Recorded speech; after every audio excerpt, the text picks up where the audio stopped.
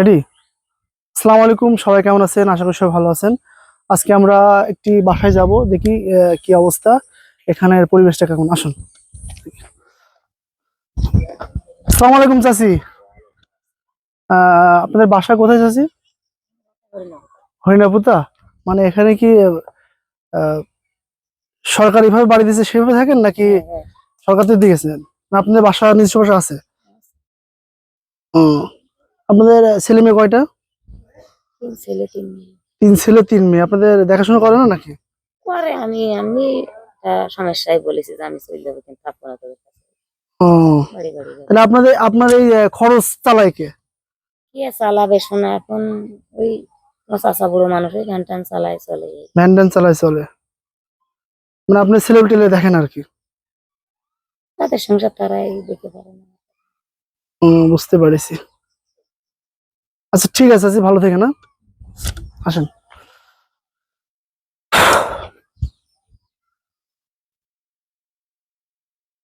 এদিকে তো।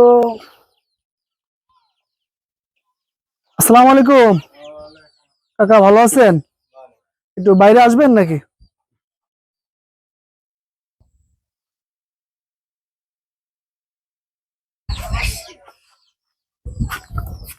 আপনার বাসা কোথায়? হুম, দুর্গাপুর। দুর্গাপুর। মানে এখানে থাকেন আর কি? তো কোন দুর্গাপুর চাচা? এই বাহাদুরপুর দুর্গাপুর। বাহাদুরপুর দুর্গাপুর। আপনার ছেলে মেয়ে নেই? আচ্ছা। দেখাশোনা করে নাকি? দেখাশোনা করে। মানে এখান থেকে কি সরকার থেকে পাইছেন ঘর? জি। ও, মানে আর্থিক অবস্থা খারাপের জন্য পাইছেন তাই তো? আপনার সংসার চলে কিভাবে? এই এখন চালাই, এখন কি করবো, ওই বিচুল গাইতে যাই। মিস্ত্রি গাড়িতে যান? মানে কষ্টে মানে জীবন কষ্ট চলছে। করেই আছে। কষ্ট করে না থাকলে তো এসব করে কেউ থাকে না।